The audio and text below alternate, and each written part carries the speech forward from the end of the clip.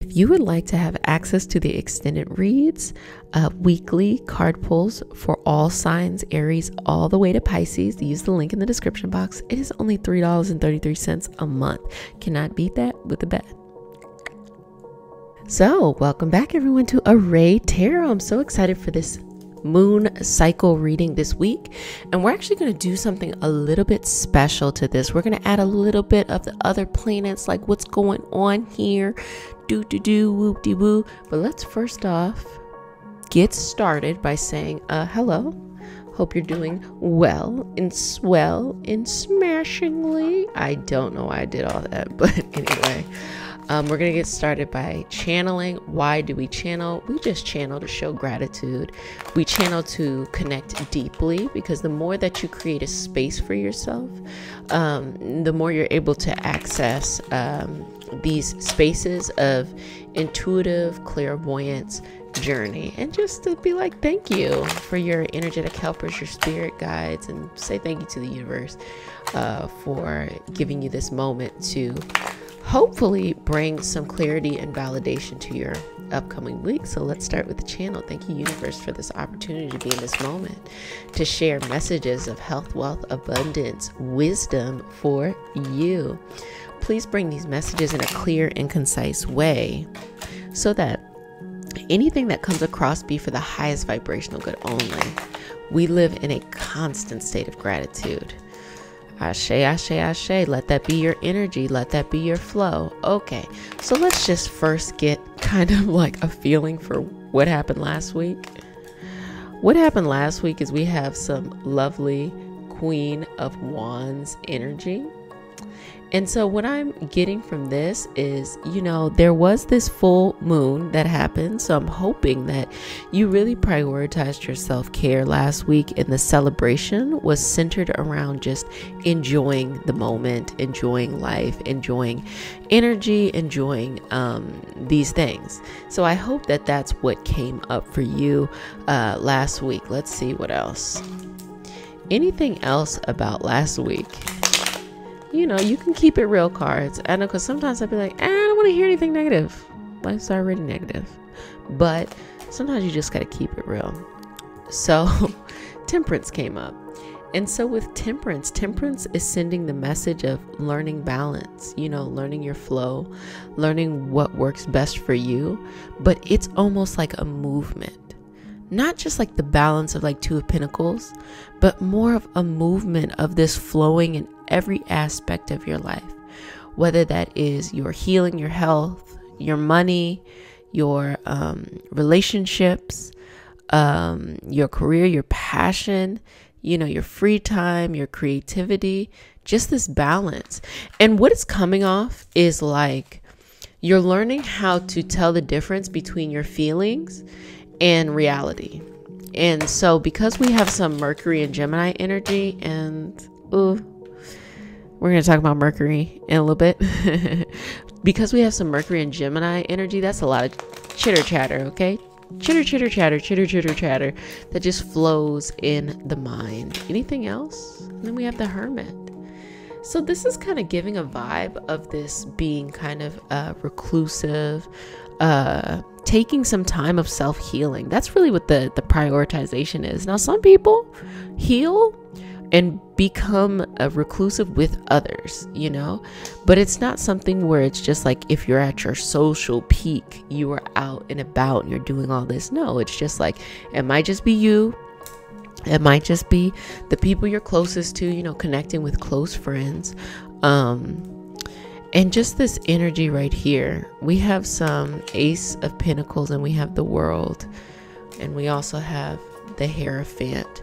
So you're reestablishing your mentality towards your power and your freedom. And so those are a lot of things that are coming up, sometimes more subconscious than conscious. Sorry about this, but what it looks like is a lot of uncertainty. Not because anything has changed, but that's how it feels. It feels like uncertainty. So just because something looks like uncertainty doesn't mean it is uncertain. It feels like uncertainty, and then you have reality, but your feelings feel like reality. That's how everybody feels. You have the Three of Pentacles, this balance, finding this perfect balance of your just power and freedom, but having that community and that support system. So we have that kind of energy going on. So actually, y'all, let's go ahead and look at the actual moon cycle to see what's going on there. Okay. So in the actual moon cycle, celebration of the full moon that was last week, that's cool. You can, enjoy that.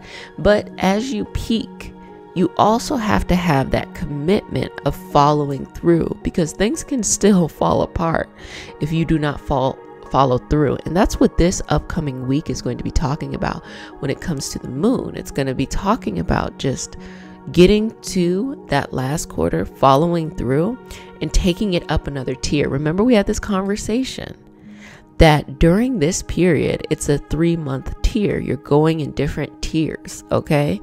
We're going to speak a little bit more to this when we look at Mercury and when we look at Saturn, but just right now, we are in this 3-month tier. So you started off in that May, and you started at that one, and then you're going to the next one, June, and July, you're going to go to that next one.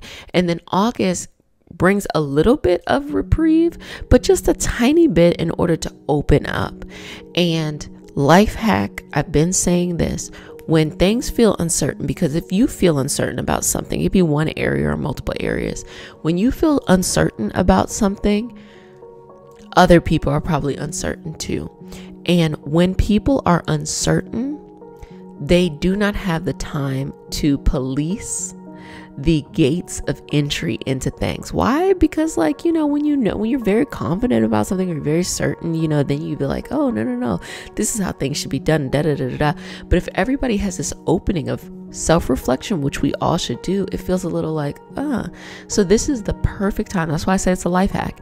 It's the perfect time to find your way into whatever place you're trying to go to. Even though you feel, uncertain about things at times, just find your way. Just think of something that you've always been focused on, and maybe this moment is amplifying the uncertainty, but find your way there, whether it is love, whether it is life, whether it is health, whether it is passion, creativity, whether it is purpose, whether it is community, collective energy. Find your way there and go, because once things go direct, you'll be in a different place. But if you tried to do that when things were direct, it would be much more difficult. You wouldn't be as emotionally or internally distraught. But every moment is really a wonderful moment.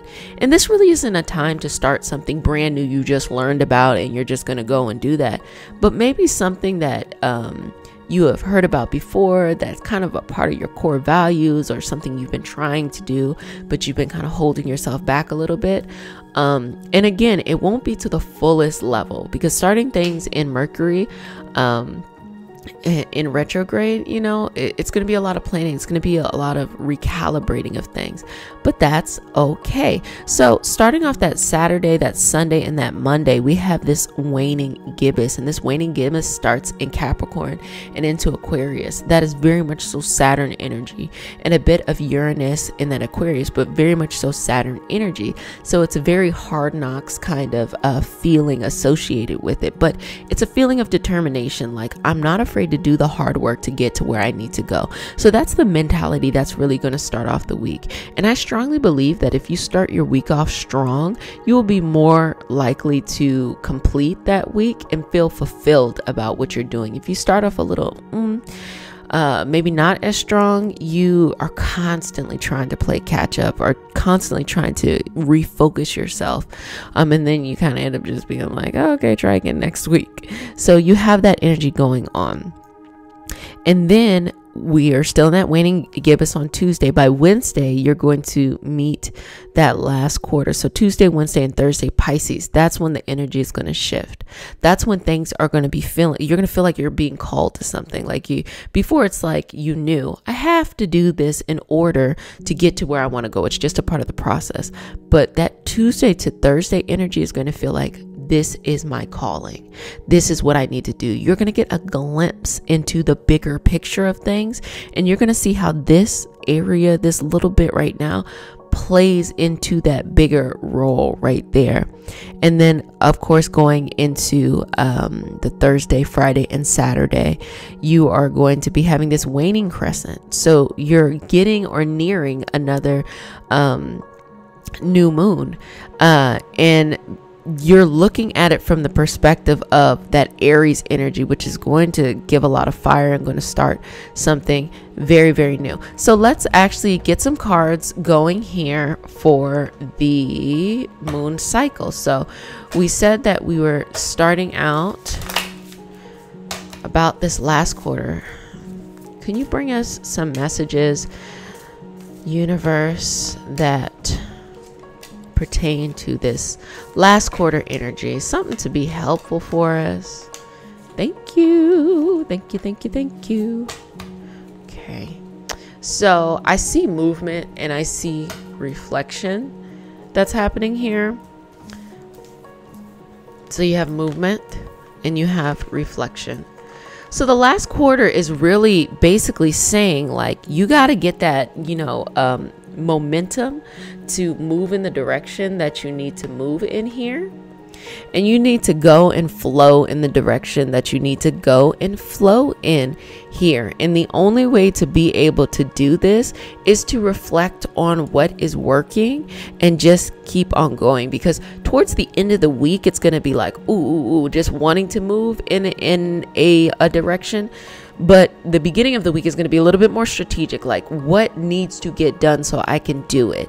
And then that middle of the week is just dealing with, whenever anything is in a Pisces energy, it is just dealing with the ups and downs and the ebbs and flows of things. But that is the beauty of it. Does that make sense? I'm going to take that back a little bit. Okay, just roll it back a little bit. Pisces energy, and really water sign energy in general, but Pisces energy is, it knows that the emotions fluctuate from here, there, here, there, here, there. And the beautiful thing about Pisces is its ability to find the opportunity in every moment. And it doesn't get intimidated like its astrological opposite Virgo. Virgo would see that and be like, what in the world is happening there? Rightfully so, because Virgo loves to analyze data. Virgo likes to get all the information at one time and then understand what the trend is. Pisces energy is saying, it doesn't matter when I take a step back and look at the ups and downs. Only thing that matters is that I'm capitalizing off of each moment and I'm aligning my energy to service each moment. And I don't put any judgment into the fact that these moments are changing. And, you look at a Virgo long-term success and you can see it. You look at a Pisces long-term success and you can see it. It just depends. It depends on the person. And of course, just doing this generalization is a blanketed statement because we all have a lot of different signs within our planets and in our natal charts. We might be ruled a little bit more by, certain signs, but most of us have a little bit of something, a little bit of a combination of things as well. But that middle of the week around that last quarter is saying, roll with the punches. Don't make any judgments of how you think it's supposed to look, because the beauty is finding the opportunity in what's happening.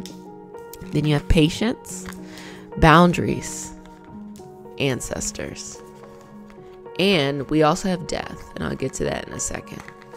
So with the patience, the boundaries, and the ancestors, we talked about this being a tier, right? You're going through that new moon, May, June, July.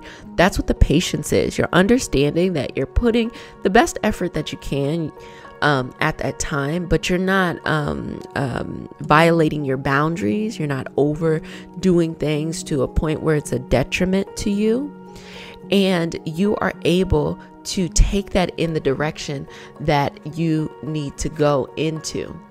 And having that patience there is that sense of wisdom, that sense of understanding of like, I'm building something that's much bigger than this moment, and I'm so excited to be a part of it. Ancestors, it's giving this vibe of this representation of, hey, your ancestors are rooting you on. Your ancestors are over here like, oh, we're so proud of you. We want to see you win. And there's something about what you're doing that is healing kind of a generational thing that you and your family have had to experience, or you and your community, whatever that community is, has had to experience. Something about that is you breaking away from these generational things. And then death signifies that there is going to be success here. Ultimately, there will be success in what it is that you do here, because your energy, your spirit is ready to move on from where things used to be there. Okay, well, it's funny because things go up and down in life, and who doesn't like certainty? Certainty is lovely. Ooh, am I going to do it? I'm going to do it. I'm going to use a cryptocurrency example. I make things strangely strangely business oriented at times. I apologize. And political at times too. But with the cryptocurrency, I've used this example before, but it's the idea of everything that happened with Elon Musk, Saturday Night Live, and then people freaking out, and then it's just driving the price of cryptocurrency down. Okay, boom, but everybody knows that whenever you invest in anything that's trading, you want to buy low and sell high. But yet, when you're at the point of buying something that is of value, and a value is perceptive to you, you have to decide what you feel like is of value. A lot of these cryptocurrencies are not going to make it, but a few will. And so when you find whatever you feel like the winner is, whatever. But when you want to buy low, typically the psychology of what is happening within that economy or that market is people are the most anxious. People have the lowest confidence when something is priced that low. But yet, if you were to buy high, people have the highest amount of confidence. But that makes no sense at all to buy all the way up there. So it is a great opportunity in which, if someone wants to do the research and wants to learn about these things, there's a great opportunity, because the cryptocurrencies are essentially on sale. Here's the issue though. There's so many that's out there. You really have to do the work to see which one is going to be the long-term viable source for what cryptocurrencies are going to do. And a lot of them are going to fail, So it takes a lot of research to know, what company or what crypto type you want to bet on in order to win long term. But that's just my little bit of it's just funny how perception works. It's hilarious if you think about it, because the best times to do things it's typically when people feel the most insecure about something. Is that the funniest thing ever, right? And that's why I said life hack. When there's a lot of people feeling insecure, which typically happens during certain retrogrades, like Mercury retrograde, because it's so close, that is the perfect time to go in somewhere. But you have to do something that you actually know about. Don't jump in here. For the example I was doing in cryptocurrency, don't jump in here and buy cryptocurrency. You know zero about it. You spend money you don't have, and then you're fucked. I'm sorry. Let things be calculated and let them be strategic, so then you can have a little bit of that Virgo energy. We always got to support our Virgos here. So let's actually look into the planets right now, because I think it's really important that we take the time to look at planets right now too, not just the moon, because the moon is really impacting our feelings, the things that we're dealing with, and very quickly, because it changes signs every 3 days. But there's some big stuff happening. First and foremost, May 29th, May 30th, we are going to Mercury in retrograde in Gemini. Mercury in Gemini has this energy of chatter, like any thought, great conversationalist. You never get tired. They'll get bored talking to you, but that Mercury in Gemini will keep on going. Once it goes internal though, it then becomes all that chatter inside. So if you don't have a strong sense of a self-care, a healthy sense of internal self, it can be deprecating, it can be tough, and it can be just unique to whatever area in your life. I've talked about it before, the house system. So if you know what time you're born, you can see what aspect of your life is really going to be impacted by these things. Anyway, long story short, we have that energy happening. So we have that starting on May 29th, May 30th. And then we also have, I'm going to give you some June, even though we're going to talk about it a little bit more. We have some Venus going into Cancer. And so Venus is that sign of just luxury and relax and love and stuff like that. In Cancer, you're going to really want to be nurtured and nurturing. You know, the love is coming from feeling a sense of safety. And if there's an imbalance, it's going to feel like hiding, you know, like you feel like kind of that hermit energy that we had before, very reclusive. But if things are really balanced, it's going to feel a little different. It's going to feel like very mother nurturing. So I can definitely see mothers at this time taking on a spotlight within the larger, you know, conversation that's going on, or just, you know, connecting with that mothering energy in general. And then you have this wonderful Gemini solar eclipse June 10th that's going to be happening, and that's going to be something that is like a kind of switch, like a light that turns on for you around the 10th, because you know the lunar eclipse are things that are internal, things that are like kind of in the subconscious that have an impact, but this is going to be outright in the front, and it's really going to reestablish your communication, just to say the least. You know, each person, it just depends on what's going on there, but I will say, you know, things that are Gemini are, you know, coming up with great ideas. So you're going to come up with a great idea, or you're going to feel more validation of a great idea, or, you know, your communication is going to shift. So if you've had communication that maybe has not been working out for you, then this communication is going to shift, and it's going to be a part of that Mercury and Gemini process of like reevaluating things, because when Mercury goes into retrograde, it's hard to communicate, and that gives people a sense of reflection, a sense of introspection. And so you'll get that that's going to happen. Mars and Leo is going to happen on the 11th, so that's the next day. So when you get this new spark, that next day is going to feel like, oh, okay, so we're going to do this. Still limited by that Mercury in retrograde. And, you know, I guess I have a bias because my Mars is in Leo. My Mars is in Leo. My Venus is in Leo. My Jupiter is in Leo. So I'm like, ooh, this sounds like a great time.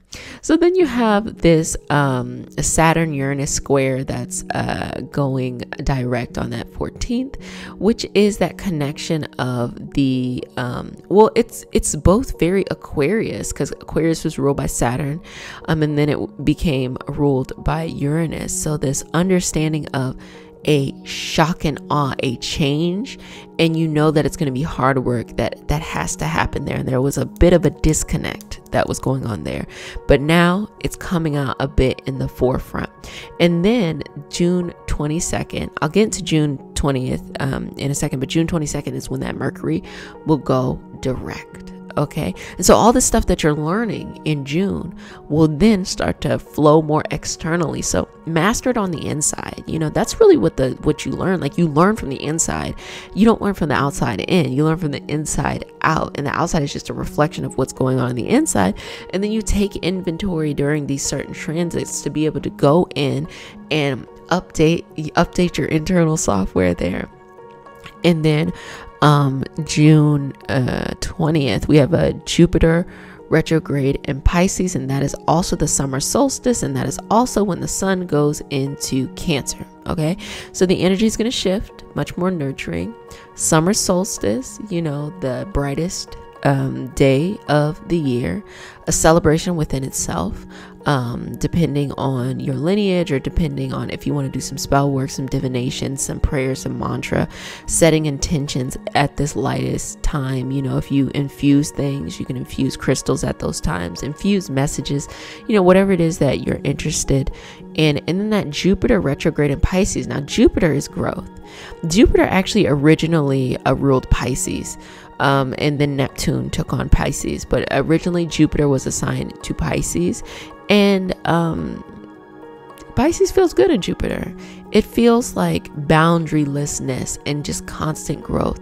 But that means when these things go direct, then your sense of growth internally starts to expand. It's actually going to expand a little bit before Mercury goes direct right there. And then I have some more stuff of like June, July, August, but we're going to get to that as we continue to go and flow. Just want to know, universe, is there anything in Mercury, upcoming Mercury retrograde, that we need to pay attention to? Just give us some good insight. The light. So what you experience here is going to bring on this beautiful revolution and evolution of the experience that you're going to have in general. You know, sometimes things feel like they're an inconvenience. Other times you see the true beauty of it. Ooh, I love this. And then we have the night. We have the night and the light, and then we had Temperance too. So, you know, the vibe I'm getting here is balance. Like the universe is saying, you need a balance during these times.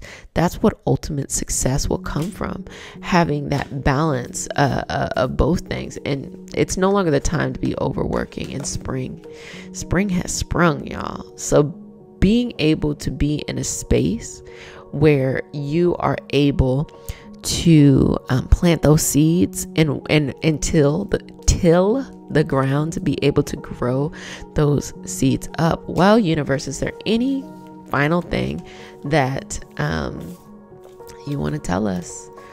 Let's do this. Let's bust open a whole new deck. 2 cards. We have the waning crescents and we have Pisces. So the universe is just sending the message, baby, roll with them punches, okay? You just use every moment as an opportunity, every moment as a place and a space for growth, and it will turn out in the way that you want it to. But it takes work, it takes time, it takes self-patience too. So, if you would like to have access to the extended read, which are weekly card pulls by signs, Aries all the way to Pisces. I probably should have said this in the beginning. Aries all the way to Pisces. You can use the link in the description box. See you next time.